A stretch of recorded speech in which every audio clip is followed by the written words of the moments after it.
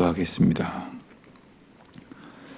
사랑이 풍성하신 주 여호와 하나님 아버지, 저희들이 살아가는 동안 저희들에게 충분한 삶의 터전을 주셔서 날마다 주님 앞에 감사의 기도를 드릴 수 있도록 복 주신 것을 이 시간 다시금 찬양하오며 주님의 은혜 가운데에 또한 감사를 고백합니다. 하나님, 저희에게 이 땅을 살아가는 동안에 필요한 그 많은 것들을 부족함 없이 주시고, 또 때로는 저희들이 허탄하게도 욕망에 사로잡혀서 부질없는 것을 구할 때가 있습니다마는 하나님의 은혜를 깨닫게 하시고 자족하는 법을 배우게 하시어 주님 앞에 감사하고 또 마땅한 주님의 은혜와 사랑을 이웃에게 흘러보내며 나눌 수 있도록 이만큼의 은혜를 주신 것을 감사드립니다. 간절히 바라고 원하옵기는 움켜쥐려고 하다가 끝끝내 자기 욕망의 노예로 살아가는 것이 아니라 하나님 앞에 드리기를 기뻐하고 이웃과 나누기를 즐거워하는 주의 자녀들 되게 하여 주시옵소서. 혹 이웃과 나누게 될 때에도 그저 내가 다른 사람들에게 좋은 소리 듣고자 함이 아니라 우리 주님께서 저희들에게 주신 사랑을 나누는 그러한 마땅한 순종의 삶을 살아가는 가운데에 저희로부터 또 복의 근원이 되게 하시는 은혜를 따라서 하나님의 복이 사방으로 흘러 넘치게 하여 주시기를 기도드립니다. 하나님, 에스겔에게 보여주신 성전 문지방에서 은혜의 생수가 흘러 넘쳤던 것처럼 예배의 공동체, 또 구원의 기쁨을 누리는 공동체인 우리 영화교회 공동체라는 성전에서 하나님의 은혜의 생수가 흘러 넘치게 하여 주시기를 기도드립니다. 그래서 각 가정이 하나님의 은혜로 젖어들게 하시고 또 우리 성도들의 주변에 있는 이들이 그 은혜로 충만케 하여 주시기를 기도드립니다. 하나님, 늘 애쓰고 수고하는 많은 주의 종들이 있습니다. 하나님께서 오늘도 특별한 은혜를 베풀어 주시기를 기도드립니다. 특별히 오늘은 2학기 개강 예배로 연합 구역 예배로 모입니다. 먼저 구역장과 권찰들이 함께 모여서 하나님의 사명을 다시금 깨닫고 또 주님의 말씀만 의지하고자 하온데 주님 도와주셔서 저희들이 그저 어쩔 수 없이 어떤 일에 매인 것이 아니라 하나님의 부르심 가운데 감사하는 마음으로 자원하여 순종하는 가운데에 주의 뜻을 이루어가는 도구된 기쁨으로 살아가도록 우리 구역장들과 권찰들을 축복하여 주시기를 간절히 기도드립니다.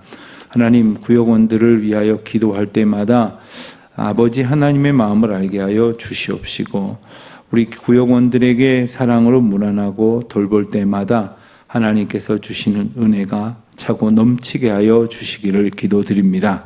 하나님, 우리 각 구역을 하나님의 은혜로 풍성히 채워주시기를 기도합니다. 하나님, 그래서 이번 학기에 구역 모임으로 모이는 모든 자리마다 하나님께서 함께하여 주시고 모두가 주님의 은혜로 믿음이 자라나고 믿음 위에 믿음이 쌓이고 그래서 장성한 분량에 이를 때까지 은혜로 충만케 하여 주시기를 기도드립니다. 우리 모든 구역장과 리더들이 먼저 하나님의 은혜를 바라고 구하는 가운데 기도함으로 소원할 때에 우리 주님 채워주시는 복을 얻게 하여 주시옵소서. 하나님, 또한 기도 드리옵기는 우리 사랑하는 성도님들 중에 예기치 못한 질병으로 또한 여러 가지 육신에 연약해진 이유로 인하여 힘겨운 시간들을 보내고 계신 분들이 아직도 많이 계십니다. 하나님, 특별히 우리 나종남 집사님, 김인수 권사님 가정을 하나님의 은혜의 손에 맡겨드립니다. 하나님, 일찍이 많은 운동을 하고도 부족함이 없고 피곤함을 모르던 건강한 분이셨는데 어느 순간부터 이렇게 걸음조차 힘든 그러한 형편이 되셨습니다. 우리 나 집사님의 연약해진 몸을 우리 주님 어루만져 주시고 또 주님께서 친히 기운을 북돋아 주셔서 다시금 새 힘 얻어 독수리 날개 치며 올라감 같은 그러한 강건함을 얻게 하여 주시기를 기도드립니다. 하나님, 우리 김인숙 권사님에게도 소망 가운데에 능력 주시고 회복의 은총을 주셔서 이 가정이 영육간에 뜨겁게 다시금 하나님의 은혜로 일어날 수 있도록 주님 도와주시옵소서. 하나님, 우리 조정석 집사님이 오래도록 이제 연약해진 몸으로 인하여 예배당 출입을 자주 하지 못하시고 다가 이제 가끔씩 뵐 수밖에 없는 형편인데 하나님 도와주셔서 하나님 그 몸에 기운을 주시고 그리고 그 상하여졌던 모든 골격과 근육과 신경과 힘줄에 하나님의 기운을 불어넣어 주셔서 용기 있게 일어나 담대히 걸어 뛰며 하나님을 기쁘시게 찬양하며 살아갈 수 있도록 예배당 출입은 물론이고 주신 사명 기쁘게 감당하실 수 있도록 집사님과 집사님 가정 위에도 하나님의 은총을 덧입혀 주시기를 간절히 기도드립니다. 하나님, 우리 교사들 참 애쓰고 수고하는데 특별히 그 가운데에서도 오늘은 중고등부 교사들, 청소년부 교사들 위해서 기도드립니다. 입시의 부담 때문에 예배당 출입하고 교회에서 예배드리고 선생님들과 친구들과 함께 짧은 시간을 보내는 것마저 부담스럽고 두렵게 여기는 이 안타까운 세대 속에서 우리 자녀들이 믿음 위에서 굳건히 설 수 있도록 분투하고 애쓰시는 우리 청소년부 선생님들 한 사람 한 사람 하나님의 특별한 은혜 가운데 기름 부어 주시기를 기도합니다. 하나님, 저들이 이 눈앞에 보이는 안타까운 현실에 매몰되지 않게 하여 주시옵소서. 에스겔에게 환상으로 이스라엘 나라가 회복되는 것을 보여주셨던 것처럼 우리 자녀들이 믿음 안에서 회복되는 것, 우리 교회 공동체, 특별히 우리 청소년들이 다시금 그 세대가 일어날 수 있는 꿈을 꾸는 그러한 귀한 선생님들 될 수 있도록 도와주시옵소서. 하나님, 저희들에게 베푸신 귀한 은혜를 따라 주신 사명이 있습니다.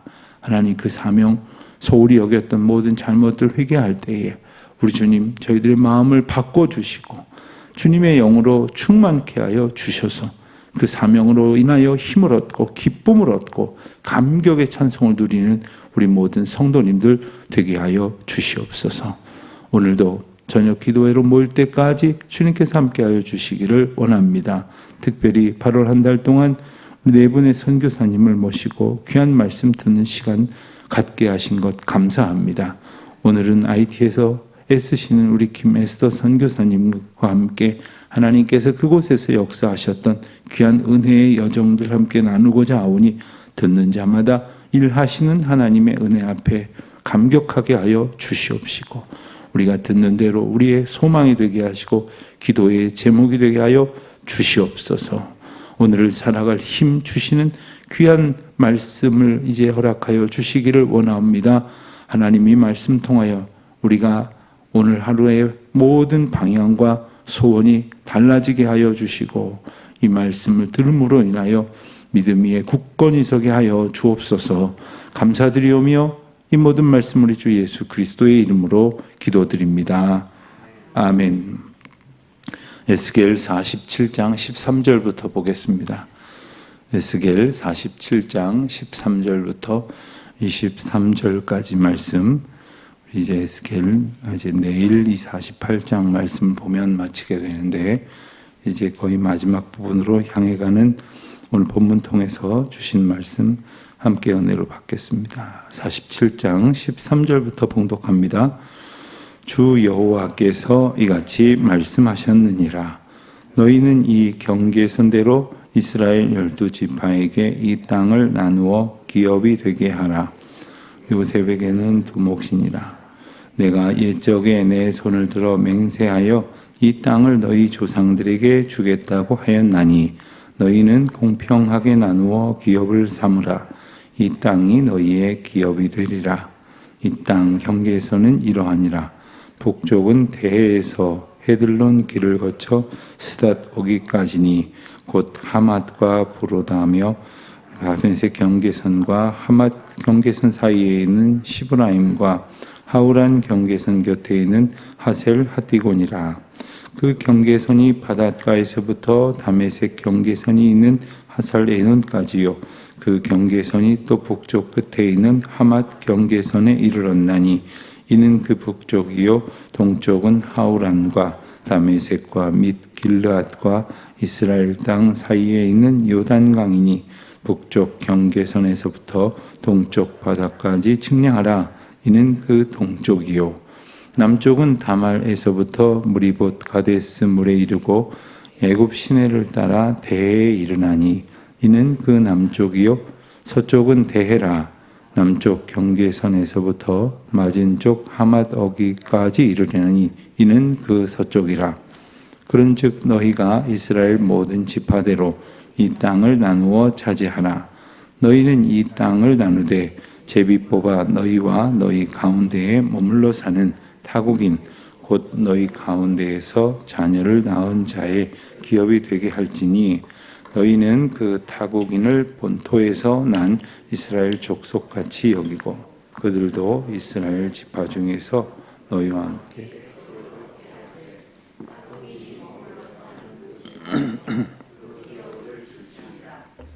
여호와의 말씀이니라. 아멘. 오늘 본문 말씀 읽기 전에 잠깐 언급한 것처럼 에스겔서의 마지막 부분을 향해 가는 과정 가운데 계속되어지는 환상의 장면입니다. 하나님께서 에스겔에게 환상을 보여주신 것은 지금 현재가 그렇지 못하다는 것을 우리가 먼저 염두에 두게 됩니다. 에스겔이 처하여져 있는, 그리고 이스라엘 백성들이 처하여져 있는 현재적인 상황은 나라가 망하고 바벨론의 포로로 끌려가 있었던 때죠. 절망 가운데 아무 소망도 가질 수 없는 중에 있었습니다. 그때에 하나님께서 이스라엘 나라가 회복될 것을 이제 3장, 4장부터 쭉 이어서 말씀을 해 주셨는데, 어떤 정점에 이르는 말씀이라고 한다면 37장에 나오는 이 마른 뼈의 환상, 마른 뼈의 무더기가 일어나서 군대처럼 강성하게 완전히 소생되어지는 그 장면을 꼽을 수 있을 것이고, 그 이후에는 이제 성전의 환상을 보여주심으로 하나님과의 관계, 하나님께서 받으실 예배가 회복되어진다는 그러한 귀한 예언의 말씀을 에스겔을 통해서 우리에게 주셨습니다. 새로운 회복 이스라엘의 완성은 그렇다면 어떻게 될 것인가? 하나님과의 관계뿐만 아니라 우리가 세상을 살아가면서 살아갈 꼭 필요한 기반이 갖추어지는 것으로 완성이 된다고 하겠습니다. 그 구체적인 이야기가 오늘 본문에 나오는데, 바로 하나님께서 이스라엘 백성들에게 영토를 회복시켜 주시고, 그리고 이스라엘 구성원들에게 그 영토를 실질적으로 분배하는 장면이 등장을 합니다. 이제 거할 곳이 없다면, 이스라엘 나라가 회복되었다고 하지만, 성전이 회복되었다고 하지만, 성도들 한 사람 한 사람의 구체적인 삶의 내용이 회복됐다고 볼 수는 없을 것입니다. 자, 예컨대 우리나라도 이런 아픔을 겪었죠. 전쟁통에 다 피난을 갔었습니다. 예컨대 서울에 사는 사람들이었다고 한다면 남아 있었던 사람들은 당시의 통계를 보면 약 15%에서 25% 정도가 남아 있었다고 그렇게 알려지고, 그러니까 움직이는 것이 더 힘든 사람들 빼고는 할 수 있는 대로 다 피난 갔단 말입니다. 피난 갔다가 이제 전쟁이 다시금 수복되어지고 이제 영토를 회복했다는 기미가 보여지고, 또 시간이 더 지나서 이제 정전이 되었을 때 다들 이제 살던 고향으로 저마다의 자기 마을로 돌아오게 되었다고 가정을 해 보시겠습니다. 왔는데 마을이 초토화돼 가지고 살 곳이 없어요. 예컨대 어떤 마을은 어떻게 털끝 하나 안 건드린 것처럼 그대로 남아있는 곳도 있을런지 모르지만 완전히 파괴되어져서 자기가 거할 수 있는 곳이 없다. 그렇게 되면 이거는 전쟁이 끝났건, 혹은 전쟁을 이겼건, 혹은 더 영토가 늘어났건 아무 의미가 없는 것 아니겠습니까? 하나님께서 이스라엘 백성들에게 주시는 구체적인 복은 뭐냐 하면 하나님이 주시는 땅에서 살게 하시는 것입니다. 여러분, 하나님께서 땅만 주시겠습니까? 그곳에서 살게 하시는 백성들을 돌보지 않으시겠습니까? 하나님께서 가장 합당한 방법으로 그들을 채우시지 않으시겠습니까? 먹이지 않으시겠습니까? 그렇기 때문에 이것은 단순히 영토의 회복으로 끝나는 문제가 아니라 그들의 삶을 통전적으로 주장하시고 이끄신다는 약속의 의미가 담겨져 있기도 한 것입니다. 13절 말씀을 보면 너희는 이 경계선대로 이스라엘 12지파에게 이 땅을 나누어 기업이 되게 하되 요셉에게는 두 몫이라. 요셉에게 두 몫이니라 했던 이 말씀의 배경을 우리가 어렴풋이 아실 것입니다. 자, 창세기에 보면은 야곱이 12아들에게 축복을 합니다. 그런데 그때는 잘 이해가 안 될런지 모르지만 그때의 한 지파는 빠지고 한 지파는 둘로 나뉘어져서 두 몫의 복을 받습니다. 빠진 지파는 바로 레위 지파이고 두 몫의 지파를 그 복을 받는 것은 바로 요셉의 지파인데 요셉은 요셉에게 복을 내린 것이 아니라 요셉의 두 아들 므낫세와 에브라임에게 각각 다른 지파의 하나에 해당하는 그러한 의미로 이제 복을 내리고 그리고 땅을 축복하고 했던 이야기가 기록이 되어 있습니다. 우리가 잘 아는 것처럼 레위 지파는 제사장 지파였습니다. 그래서 제사장 지파였기 때문에 물론 성전이 있는 예루살렘 주변에 있지만 넓게 퍼져서 전체 이스라엘의 모두 48개의 성읍들에 흩어져서 각 성읍에서 백성들의 그러한 제사나 영적 공동체를 이끌어가는 그 섬김의 삶을 살아갑니다. 그렇기 때문에 일부 조그마한 성읍들 그리고 들판 일부를 받았을 뿐이지 이렇게 거주할 수 있는 땅을 받지 못했습니다. 하나님이 그들의 기업이 되게 하리라 이렇게 말씀을 하셨죠. 그러니까 하나님께서 이 다른 사람들에게 땅을 주셨듯이 레위 지파에게는 하나님께서 친히 그 땅과 같은 복의 근원이 될 것이니 걱정하지 말라. 하나님만을 의지하고 살아가라. 이렇게 붙드신 그 지파가 바로 레위 지파이고 그 대신 요셉의 두 아들에게는 각각 몫이 나뉘어져서 결국 요셉에게 두 몫이었다. 이렇게 이야기하게 되는 것입니다. 그 이야기가 이제 14절에 또 이어지는데 이것은 하나님께서 이스라엘 백성들에게 땅을 주시겠다는 약속은 일찍이 있었습니다. 거슬러 올라가면 아브라함에게 땅을 주시겠다고 하셨는데 그것은 죽을 아브라함에게만 주실 것이 아니라 계속해서 생명의 역사가 이어질 아브라함의 후손들에게 주시겠다는 약속이셨죠. 그러니까 여러분 이런 믿음을 잃어버리면 안 됩니다. 우리를 지키시고 살게 하신 하나님께서 우리 자녀손들도 다 지켜주시고 살게 하실 것입니다. 그러니 우리 못지않은 믿음으로 살 수 있도록만 가르치면 될 것이지 내가 자녀들에게 뭘 남겨야 되나 얼마나 떼어줘야 쟤네들이 건강하게 평안하게 살 수 있을까 이런 걱정 아무 의미가 없는 겁니다. 오직 하나님을 의지하는 믿음으로 살아갈 수 있도록 우리가 가르치고 기도해야 할 이유가 여기에 있겠죠. 하나님께서 친히 기업이 되실 것입니다. 그런데 구체적인 기업 땅을 주실 때 그 기준을 하나 주셨습니다. 14절 중반에 보면 너희는 공평하게 나누어 기업을 삼으라 했습니다. 공평하게 나누어. 여러분 과거에 여호수아 시대에 땅을 나눈 그 그림을 보면 과히 공평하지 않았었습니다. 한번 그림을 한번 보시면 하나는 여호수아 당시에 땅이 분배된 그림이 나오고 그리고 또 하나는 이제 오늘 본문에 나오는 땅이 나뉘어지는 장면이 나옵니다.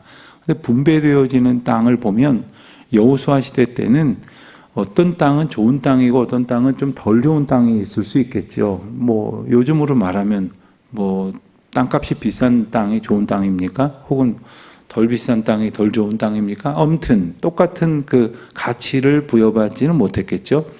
그 땅이 그 어떤 지파는 좋은 땅을 어떤 지파는 낮은 땅을 가치가 적은 땅을 이렇게 받기도 하는데 또 다른 의미에서 보면 어떤 지파는 굉장히 넓은 땅을 받기도 하고 어떤 지파는 굉장히 좁은 땅을 받기도 했었습니다. 그러니까 언뜻 보면 그 내막을 모르면 불평을 할 수도 있고 또한 부당하다고 생각이 들 수도 있을지 모르지만 실상은 거기에 하나님의 또한 다 뜻이 담겨져 있어서 왜 그 땅을 그 지파들에게 주어야 하는지를 우리가 이제 나중에 알게 되는 거죠. 그런데 오늘 본문에 보면 공평하게 나누라고 하셨어요. 공평하게 나누라는 것은 그것은 다른 그 의미가 아니라 모두를 귀하게, 모두를 공평하게 여기라고 하신 그 하나님의 말씀에서 기반하고 있다는 것을 우리가 알 수가 있습니다. 그리고 15절 이하에 보면 이 땅의 경계에 대해서 이제 언급을 하고 있습니다. 이 경계라고 하는 것은 이 전체적으로는 회복될 이스라엘의 어떤 경계를 말합니다. 보면 이제 여러분들 보실 때 왼쪽에 있는 것이 왼쪽이죠. 왼쪽에 있는 것이 여호수아 당시의 그림입니다. 경계가 나오고, 그리고 오른쪽에 있는 것이 이 본문에서 언급하고 있는 경계입니다.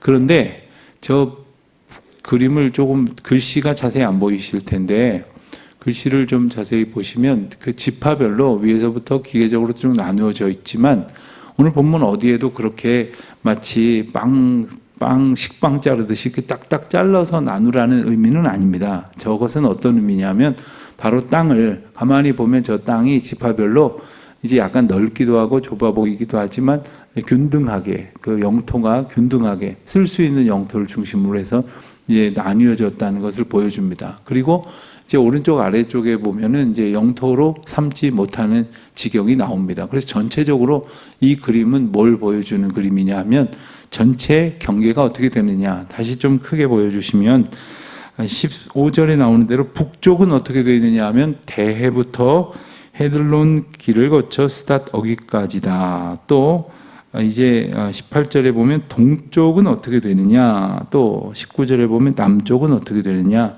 20절에 보면 서쪽은 어떻게 되느냐. 서쪽은 뭐 당연히 그 바닷가이죠.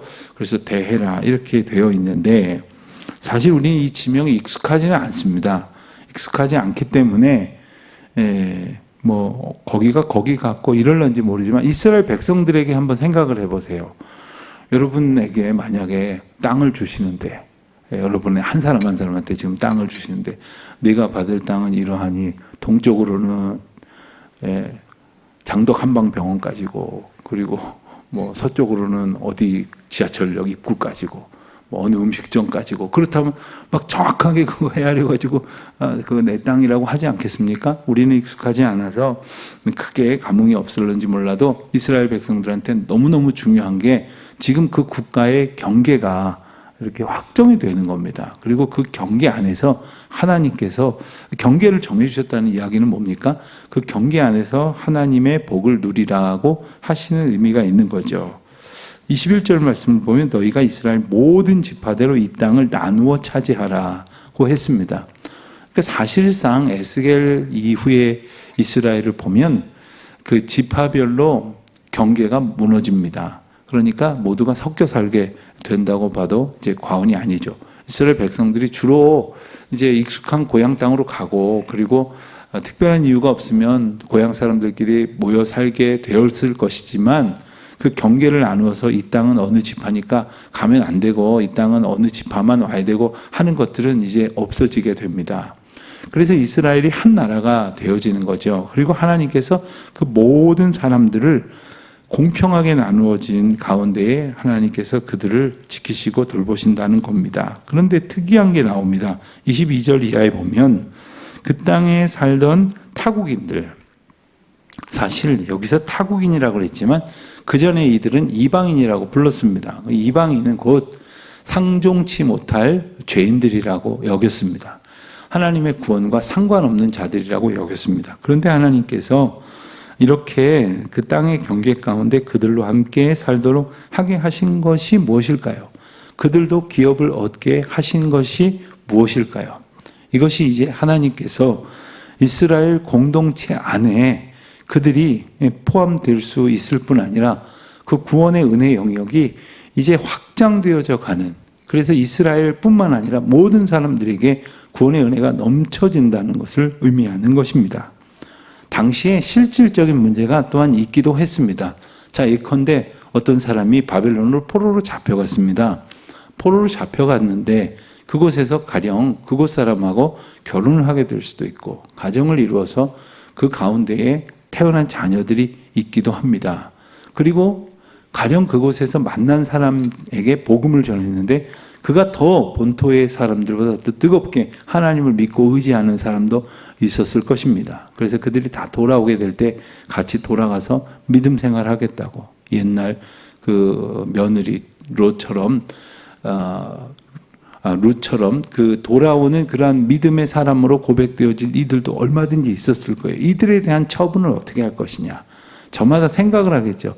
이지파는 그래도 받아들일 수 있는데 이런 사람은 절대 안 돼. 뭐 이런 나름대로 자기들 생각대로 정한다거나 자기 마음대로 마음에 드는 사람은 된다고 그렇게 아닌 사람은 안 된다고 하고 그런 하나님께서 오늘 분명히 기준을 정하십니다. 타국인이라 할지라도 이스라엘 백성 가운데 들어와서 함께 머물러 살고 자녀를 낳은 자들 그러니까 그들과 삶을 함께한 자들에게는 하나님의 기업이 주어진다는 겁니다. 하나님의 백성으로 삼으라는 것이죠. 여러분 우리는 때로 우리가 어떤 좋은 것, 귀한 것을 누린다고 생각할 때 다른 사람들이 누리는 것, 그거 별로 좋아하지 않는 거예요. 가끔 보면 우리 교회에는 그런 이야기 제가 잘 못 들어봤는데 다른 교회에서 그런 이야기를 들었어요. 청년들이 수련회 가고 중고등학생들이 수련회 가고 그러는데 낯선 아이들 오는 거를 싫어한다는 거예요. 그러니까 익숙하지 않은 아이가 와서 2박 3일 섞여 지내는 것이 물론 싫을 수도 있겠죠. 낯선 것에 대한 불편함이 있을 수 있겠지만 그게 싫을 일이 아니라는 것을 하나님이 분명히 말씀하세요. 그건 불편할지 몰라도 진짜 하나님이 기뻐하실 일이라는 것을 말씀하고 계시는 거죠. 진짜 하나님께서 하나님의 백성들이 함께 동거하여 연합하는 것을 얼마나 기뻐하신지를 시편 133편에서 말씀하신 것처럼 우리에게 일러주시는 거죠.